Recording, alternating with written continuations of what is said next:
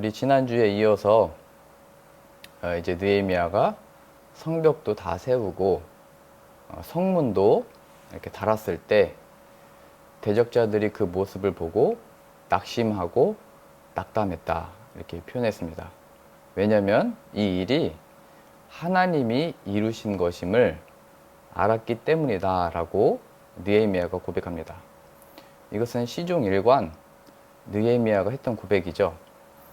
하나님이 우리들에게 은혜를 베푸셔서 포로에서 귀환할 수 있었고, 그 포로 귀환하는 과정도 하나님의 은혜로 이루어져 왔고, 또 이곳에 와서 성벽을 세울 이 복된 마음도 주셨고, 하나님의 은혜로 이 성벽과 성문을 세웠고, 이제 이 완성도 하나님께서 주신 것이다 이렇게 고백을 한 겁니다. 이와 더불어서 그 일을, 그 역사를 이뤄낸 하나님의 택한 백성들만이 아니고 그의 대적자들, 세상 사람들도 그것을 보고 놀라고 또 낙심하고 그것으로 인하여 하나님을 보게 됐다 이렇게 표현한 것입니다. 그래서 우리가 받은 구원은 나 이제 구원 받았으니 기쁘고 감사하다 라고 하는 것보다 더 크고 넓게 하나님이 어떤 분이신지를 나타내는 것이 바로 우리의 구원입니다. 하나님이 무슨 일을 하는 분이신지를 우리의 구원을 통해서 나타내신다는 것입니다. 우리가 하나님의 자녀가 됐다는 것이 바로 하나님이 세상을 이처럼 사랑하사 아들을 보내신 증거가 되는 것이고, 자신의 아들을 통해서 이 죄인들을 구원하신 역사, 우리 죄를 대신해서 십자가를 지게 하시고 부활시키신 증거가 바로 우리의 구원이 되는 겁니다. 이것이 마지막에는 예수님이 다시 오시는 마지막 심판날이 되어서 우리가 이 예수님을 믿고 따르는 이 길이 옳았었다 라고 하는 최종적인 선포이며 그게 확정되는 날이죠. 이 길이 옳았다. 이 세상의 눈에는 보이지 않았으나 우리가 보이지 아니하는 그 예수님을 믿고 따르는 이 길이 맞았다. 그것이 온 세상에 하나님을 아는 지식과 그 놀라운 역사가 온 세상에 선포되어지는 순간이 바로 마지막 심판의 날 순간입니다. 그래서 우리는 우리의 신앙과 이 믿음으로 인해서 내가 이제 어떻게 될 거냐, 무엇을 할 거냐보다 더 크고 넓게 하나님이 자기 자신을 이 땅에 나타내고 계시는데 내가 그 일에 동참되고 있다라는 것을 늘 확인하고 기억하고 그것을 믿음으로 나가야 됩니다. 그러니까 단순히 나 혼자, 우리 가족만 믿음으로 이런 차원이기보다, 우리 교회만 이런 차원이기보다 하나님이 이 온 세상, 온 우주 속에 하나님의 구원을 나타내셔서 하나님의 몸된 교회들, 그 에클레시아라고 하는 그 교회의 의미가 교회들 복수형입니다. 그러니까 예수님을 머리로 한 교회가 온 세상에 가득하잖아요. 그 온 교회를 운행하셔서 자기 자신을 나타내고 있는 겁니다. 그것이 느헤미야 시대 때에는 성벽을 쌓고 성문을 달아서 하나님이 하신 거다를 선포하게 하고, 세상의 사람들도 하나님이 이 일을 이루셨구나를 보게 하는 겁니다. 그것이 역사 속에 우리가 사도신경에서 신앙 고백하셨듯이 빌라도 시대에 예수님이 오시고 못 박히시고 부활하신 겁니다. 그래서 하나님은 우리를 통하여 하나님을 나타내시는 겁니다. 우리가 지금 다 옷을 이렇게 입고 있으시잖아요. 우리가 이렇게 만난 적이 없기 때문에 이렇게 표정을 보고 눈빛을 보고 또 인상을 보고 이런 분위기겠구나 이렇게 생각은 하잖아요. 그래서 우리가 또 나를 표현하는 것 중에 한 가지가 이 옷입니다. 이 어떤 옷을 입었는지, 이 옷은 나를 또 이렇게 가려주면서 나를 이렇게 표현하죠. 나를 이렇게 표현하는 겁니다. 저도 예배 드리면서 이렇게 정장을 입고 있잖아요. 더운데 왜 입고 있냐면 예배를 인도해야 되니까 이렇게 입고 있는 겁니다. 그래서 성경에서는 그리스도로 옷 입어라 표현되어 있잖아요. 예수님으로 옷 입는다는 것은 여러 가지 의미가 있지만 그 의미 중에 한 가지가 바로 예수님을 옷 입으면 우리를 통해서 예수님이 드러나는 겁니다. 무엇을 하든지 걷든지 팔 운동을 하든지 무엇을 보든지 우리가 입은 것이 예수님이기 때문에 예수님이 늘 함께 하시고 예수님이 나타난다는 겁니다. 그래서 늘 나의 삶과 인생과 이 가정과 허락하신 상황 속에 하나님이 우리들에게 보이시고 나타내시는 것은 내가 아니고 하나님인 것을 기억해야 됩니다. 그것이 바로 하나님을 경외하는 삶이고 느헤미야가 늘 외쳤듯이 하나님이 하신 것이다 이렇게 고백하는 겁니다. 하나님이 하신 것이다. 제가 굉장히 좋아하는 성경의 그 신앙 고백이 있는데요. 시편 23편 잘 아시죠? 다윗이 했던 신앙 고백입니다. 여호와는 나의 목자시니 내게 부족함이 없으리로다. 그가 나를 푸른 풀밭으로 인도하시며 쉴 만한 물가로 인도하시는도다. 내 영혼을 소생시키시고 자기 이름을 위하여 의의 길로 인도하시는도다. 이 3절을 같이 나누고 싶은데요. 이 3절에 내 영혼을 살리시고 자기 이름을 위하여 하나님 자신의 이름을 위하여 우리들을 의의 길, 하나님의 길, 하나님의 뜻하시고 오르신 그 길로 우리를 인도하신답니다. 누구를 위해서냐면 하나님 자신을 위해서. 하나님이 우리를 택하시고 부르셨으니까요. 하나님의 그 이름이 걸려있는 구원이니까요. 그래서 하나님은 우리를 통하여 포기할 수도 없고 이 마귀아의 그 시험과 유혹 속에서도 이기도록 도울 수밖에 없는 상황인 것이고 하나님이 이 구원을 실패한다면 하나님의 이름에 또 하나님이 하시는 일에 이게 마귀의 권세에게 지는 거잖아요. 그래서 우리의 구원은 실패될 수가 없는 겁니다. 그 증거가 바로 예수님을 통한 구원인 겁니다. 부활. 그 부활의 역사로 인하여 마귀의 권세가 우리의 구원을 패할 수 없고 가릴 수 없고 감출 수 없고 승리할 수밖에 없다는 것이 바로 예수 그리스도의 이름을 통한 우리들의 구원이 되는 겁니다. 그래서 우리들의 이 신앙은 처음에는 나를 위하여 교회도 가보고 또 우리 가정을 위하여 예수님을 믿어보기도 했다면 하나님의 이 예수님을 통한 구원은 이제는 나를 위하던 곳에서 하나님을 위하여로 바뀌게 되는 겁니다. 하나님을 위하여. 하나님을 위하여라고 한다는 것은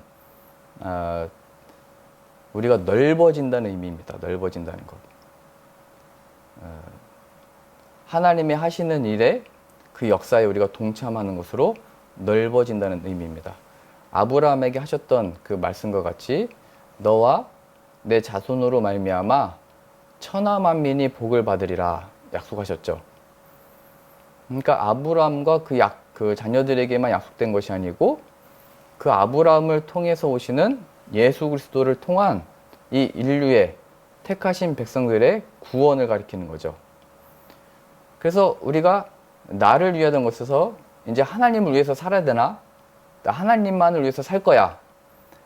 이렇게 단순한 내용이 아니고 우리를 통하여 하나님을 나타내시고 넓혀진다는 의미입니다. 제가 오늘 낮에 그 대구의 한 교회에 가서 청년들이 모이는 교회에서 설교를 하고 왔습니다. 그래서 담임 목사님 어떻게 목회하시나 들어봤더니 치킨을 그렇게 계속 사주신대요. 치킨. 우리 성도님도 치킨 좋아하세요? 제가 가서 사드릴게요. 네. 치킨은 뭐 한국이나 독일이나 다 통하는군요. 그래서 저한테도 그 치킨 쿠폰을 보내셨더라고요. 그래서 제가 청년들한테 얘기를 했어요. 목사님이 있는 것 없는 것 해서 치킨을 그렇게 선물로 주시는 이유는 물론 늘 배고픈 먹고 먹어도 계속 먹는 게 떠오르는 그 청년들에게 먹이시는 거지만 값없이 받은 은혜가 있기 때문이다. 그래서 그거 남자친구하고 여자친구하고 먹으시면서 아, 목사님이 나를 이뻐해서 주신 거야. 그렇게만 하지 말고 아, 이거 목사님이 주신 건데 그 목사님이 값없이 받은 은혜가 있어서 나에게 주신 거래. 그렇게 믿지 않는 친구들에게 얘기하라고 했어요.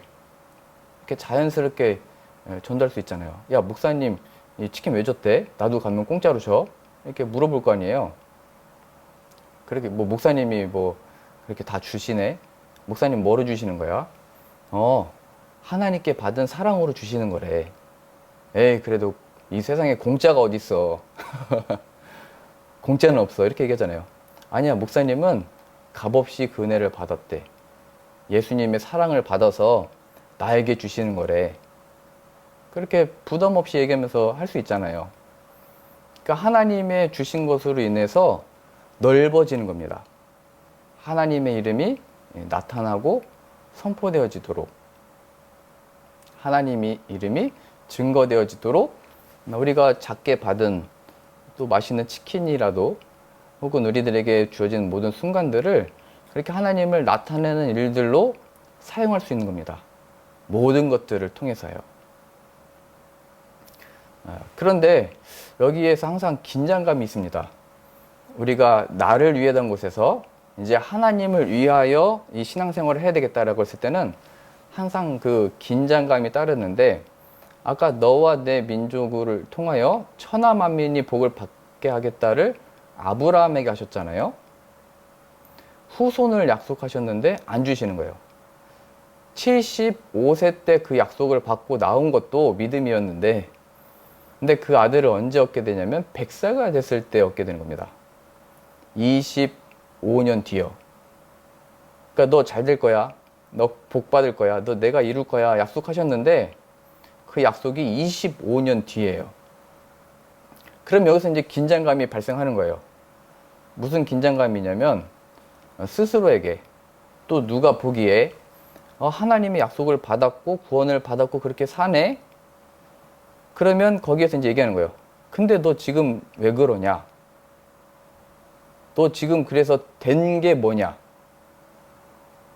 너 그래서 지금 뭐 지금까지 해놓은 게 뭐냐?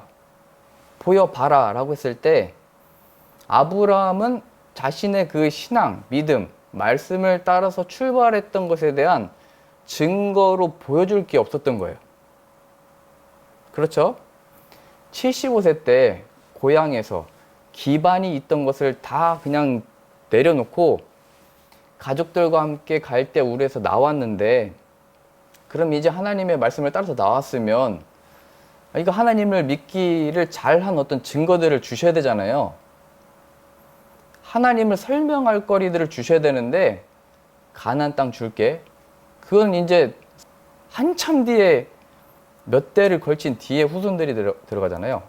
여호수아와 백성들이. 그리고 자손을 약속하셨는데 자손이 있어야 이제 약속이 흘러가는데 그게 안 나타나는 거예요. 이게 하나님과의 어떤 긴장감이죠. 마귀는 그 사이에서 계속 시험하는 거예요. 하나님을 못 보도록. 야, 그 약속이 어디 있어? 그거 안 이루어진다니까. 하나님의 그 선하심이 어딨냐고. 너 삶을 봐. 너 지금까지 뭐 하고 산 거야? 이렇게 얘기하는 거예요. 너를 설명해봐. 그랬을 때 우리가 세상적인 것들로 설명을 하죠. 나는 어디 살고, 나는 누구의 아들이고, 누구의 딸이고, 어디에서 일하고 있고, 연봉이 얼마고, 나는 뭘 준비하고 있고. 지금 제가 한국의 이 교회 청년들을 만나보니까 이것 때문에 기죽어 있는 거예요. 그게 내 설명이 안 되니까.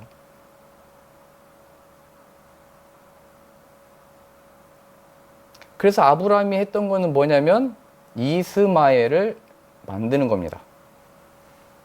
하나님이 약속하신 것을 기다리지 못하고 이스마엘을 종을 통해서 만들어 놓고 이 이스마엘이나 축복해 주세요 이렇게 얘기를 해요. 하나님도 못하시는 거 내가 만들어냈어요. 그러니까 이 이스마엘이나 복 주세요 이렇게 얘기하는 거예요. 하나님의 하신 약속을 기다리지 못하고 내가 한 것, 이것을 통해서 영광을 받으세요 했다는 거예요. 이게 늘 그 긴장감과 헷갈리거든요. 이게 하나님의 뜻인지, 또 이스마엘 그 나이에 또 얻었으면 그것도 하나님 은혜라고 생각할 수 있는데 하나님은 아니야, 쫓아내 이렇게 얘기해요. 그래서 하나님의 뜻이 아니고 내가 스스로 만들었던 것들은 고통을 나중에 받게 돼 있는 거예요, 다. 그래서 아브라함은 싫었지만, 그렇게 하기 싫었지만 이스마엘을 쫓아내버릴 수밖에 없었어요. 그 고통을 받았어요. 그러나 영광스럽게 이삭을 허락하셔서 아브라함이 만들 수 없는 상황 속에서 만들어내셔서 하나님의 구원과 영광과 그 신비가 무엇인지를 나타내 보이신 겁니다. 그래서 아브라함으로 하여금 그의 간증은 하나님이 하셨다만 남게 했던 거예요. 이 하나님이 이루시는 구원은 여호와께 있다, 이거를 만들어내시는 거예요.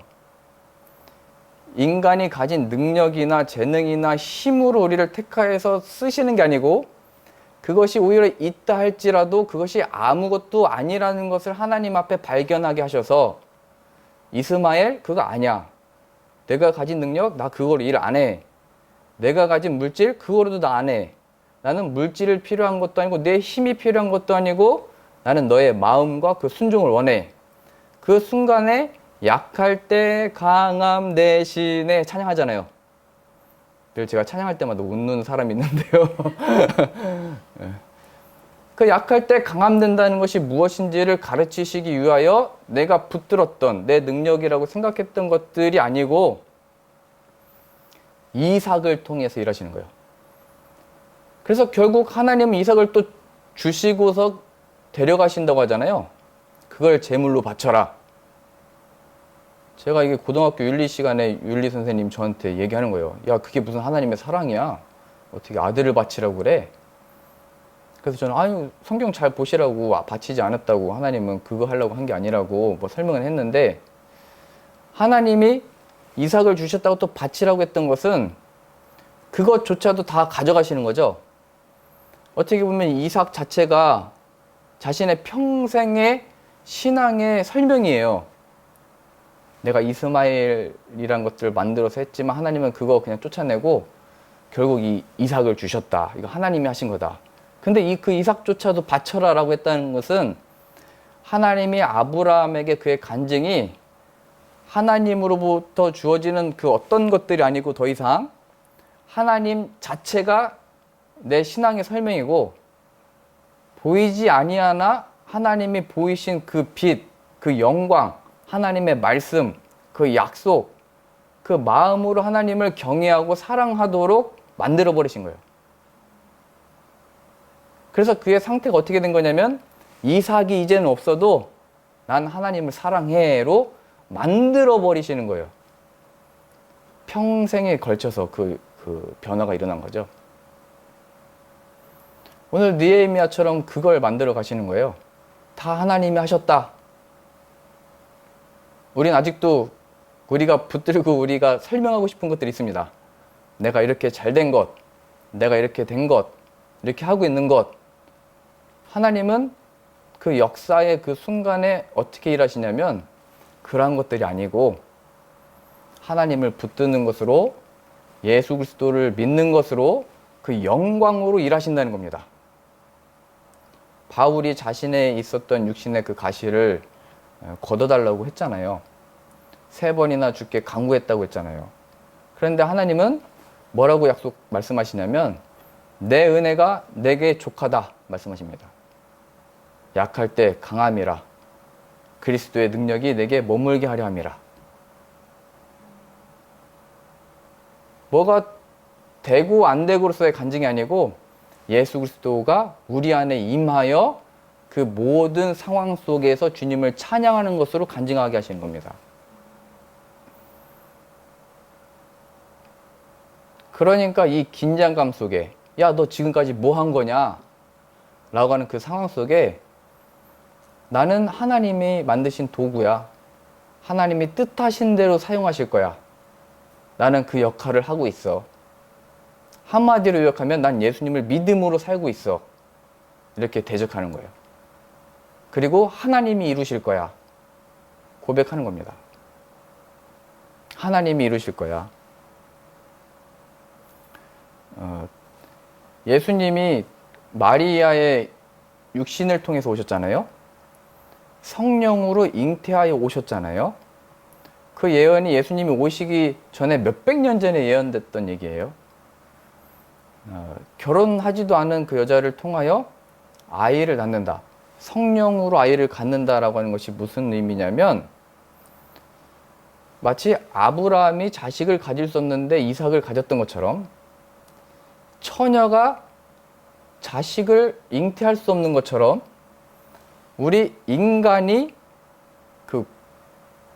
그러한 기적이 날 수 없는데 성령을 통하여 예수 그리스도의 생명이 우리 안에 들어올 수 있다라는 것이 이미 아브라함 때부터 설명되어지고 있었던 겁니다. 야, 아브라함이 이삭을 낳았대.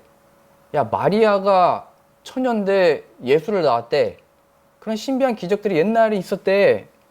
옛날 이야기하라고 주어진 게 아니고 우리가 받은 이 구원, 예수 그리스도의 생명이 우리 안에 들어오는 이 역사가 아브라함이 이삭을 낳았다면 마리아가 예수님을 잉태하여 낳았다면 이 죄인들도 성령의 역사로 인하여 예수 그리스도의 생명으로 구원을 받을 수 있다 얘기하고 있는 거예요. 하나님이 그 일을 우리에게 나타내셨다 이거예요. 기적과 역사는 구약시대만 있는 거야. 마리아에게만 있었던 일이야. 특별한 일이야. 이런 게 아니고 더 영광스럽고 큰 것이 바로 우리들의 구원이래요. 우리가 예수님 안에 있고 예수님이 우리 안에 있는 이 역사가 성경이 말하는 그 모든 기적들보다 큰 거예요. 무엇을 위해서요? 자기 이름을 위하여. 그러니까 성경이 옛날에 있었던 이야기가 아니고 옛날부터 있었지만 지금 우리의 삶까지 이어지고 있는 역사인 거예요. 교회, 성도, 예수 그리스도의 피로 부르심을 받은 우리들이에요. 그러니 우리들의 삶은 영광스러운 겁니다. 처녀가 아들을 낳는 것 같은 기적이 우리가 바로 구원받은 이 역사라고요. 하나님은 이 역사를 창세기 1장 1절 태초에 하나님이 천지를 창조하시니라부터 보이신 거예요. 아무것도 없는데 어둠 가운데 빛이 있으라 하심에 빛이 있었죠. 없는 것에서 있는 것을 나는 만드는 거야. 나는 스스로 있어. 아브라함에게서 이삭을 만들었다. 마리아에게서 성령을 통하여 예수가 나오게 했다. 너희는 예수를 죽였으나 나는 부활을 만들어냈다. 너희는 죄인이었으나 내가 너희를 살렸다.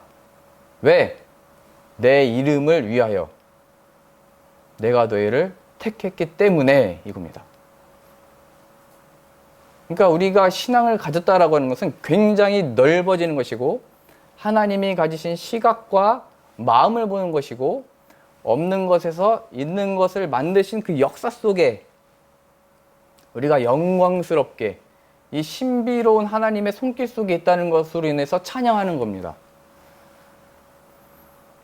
그 속에서 세상은 계속 느헤미야 시대 때 사람들에게 얘기했듯이 협박하고 의미 없다 그러고 못하게 하려고 하고 한 겁니다. 그 속에서 느헤미야는 외쳤던 겁니다. 하나님이 이루셨다. 하나님이 다 하셨다.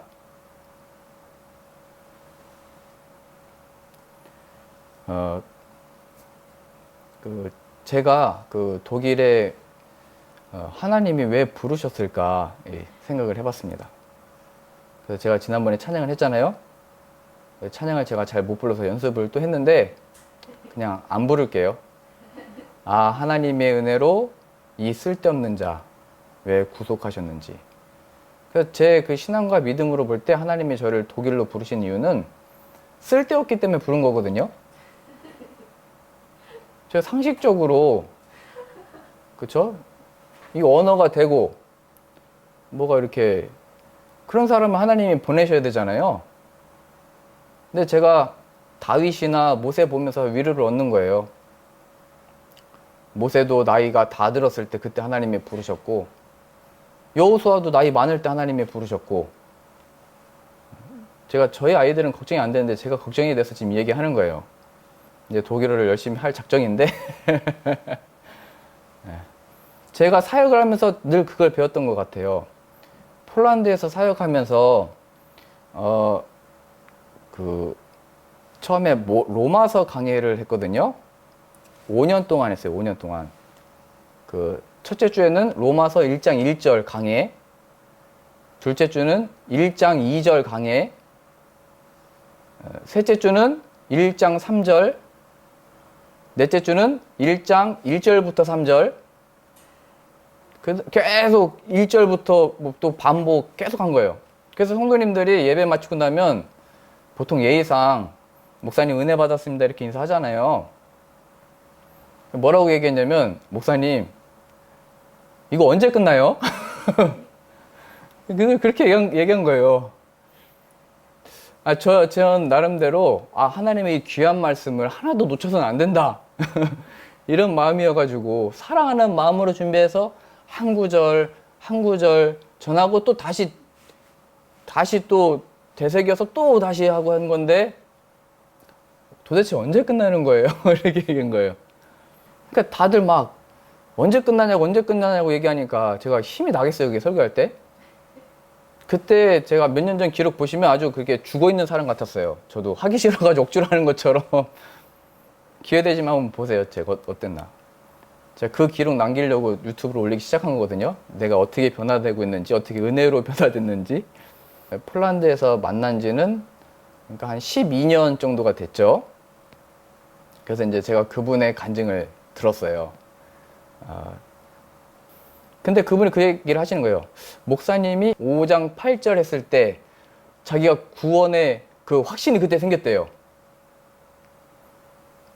그러니까 제가 12년 전에 그때 얘기했으면은 더 힘내서 열심히 했을 텐데 왜 12년이 지나서 그 얘기를 하는 거예요. 그 하나님이 자만하지 못하게 하려고 그렇게 한 거죠. 그거 네가 만드는 거 아니야?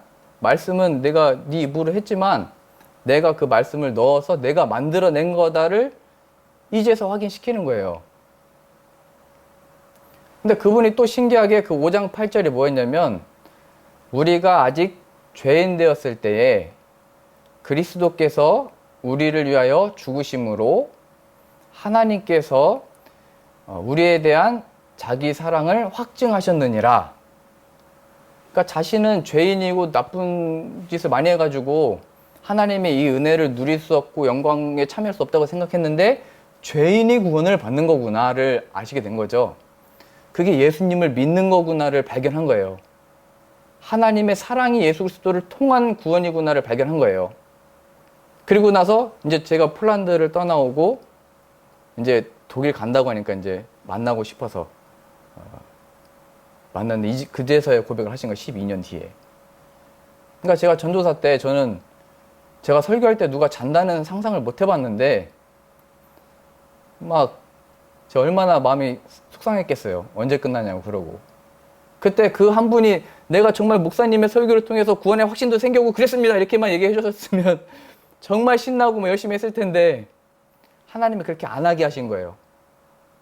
그 구원의 확신, 구원의 영광, 그 능력은 너한테 있는 게 아니야. 내가 만드는 거다. 저한테 가르치셨던 거예요. 그리고 제가 한국에 와서도 제가 뭐 사역지가 있는 게 아니니까, 그리고 제가 주셨던 마음이 이게 교회에서만 이 말씀을 읽고 전하는 게 아니고 이 말씀 그대로 세상으로 가지고 나가자 이런 마음이었기 때문에 처음에 그 시장으로 갔어요. 시장. 성경책 들고. 그래서 내가 이 교회라고 생각을 하고 말씀을 전하자 해서 성경책을 딱 폈는데 입이 안 떨어져요. 그 지금 이렇게 말씀을 들으려고 딱 앉아 계시잖아요. 근데 시장 가면 사람들이 여기서 나타나서 갑자기 슉 지나가고 사라지는 거예요. 뭐 제가 옥수수라도 들고 있어야 옥수수 얼마예요? 이렇게 물어볼 텐데, 그러니까 제가 뭐 아무것도 준비 안 하고 성경책만 들고 하니까 그냥 휙 지나가는 거예요. 저를 그런데 주목하고 보고 있었던 사람이 있는데 제 앞에 있었던 고구마 장수 아저씨가 저를 보고 있었어요. 근데 제가 아무 말도 안 하고 한 40분 동안 있었거든요. 입이 안 떨어져가지고 떨어져라 하나님 말씀을 주십시오 계속 기도했는데 입이 안 열려요.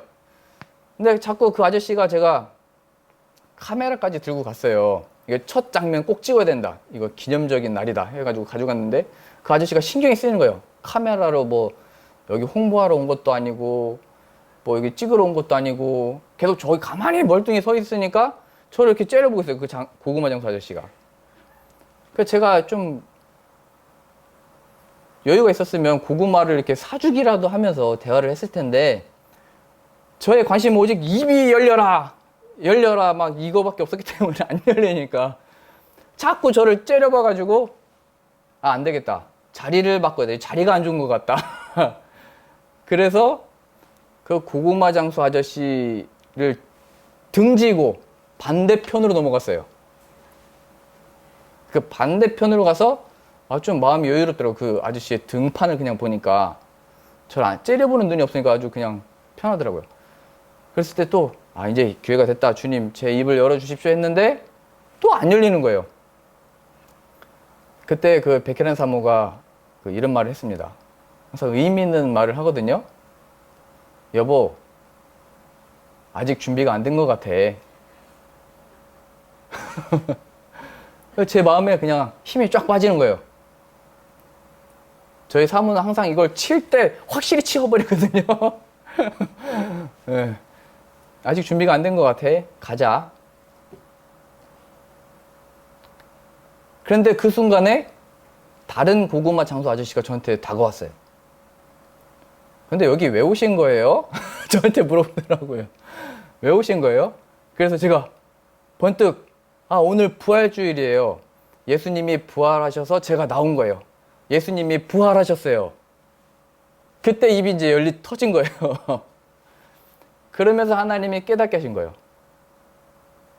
야, 너의 어떤 작정이나 열심이나 무슨 너 그래서 쓰는 게 아니야. 내가 하는 거다. 가르치신 거예요. 내가 하는 거야. 그때부터 하나님이 문들을 여셔서 많은 사람들을 만나게 됐어요. 또 허락하신 사람들과 함께 나가게 됐어요. 저는 얼마나 그 과정들을 통해서 항상 겸손하게 하신 것 같아요. 그래서 이제는 독일을 가잖아요. 그래서 마음의 여유를 갖기로 했습니다. 내가 무슨 뭘 잘해서 보내는 것도 아니고 또 내가 뭐 할 수 있는 게 있다고 해도 그걸 붙들면 하나님이 분명 그거 아니야 하실 걸 제가 뻔히 알기 때문에 저는 그냥 순종하는 마음으로, 엎드리는 마음으로 하나님 하십시오, 이 마음을 얻게 된 겁니다. 그러니 우리들에게 주어진 이 삶 가운데 하나님이 나를 택하시고 부르신 이유는 무슨 특별한 능력이 있기 때문에 부르시고 사용하시는 것이 아니고 가장 쓸데없는 자를 택하셔서 하나님이 어떤 분이신지를 나타내는 거구나. 죄인인데 구원받은 거구나. 하나님의 크심이 우리의 약함 속에 크게 나타나는 거구나. 우리의 주어진 상황 가운데 하나님이 역사하실 순간이구나.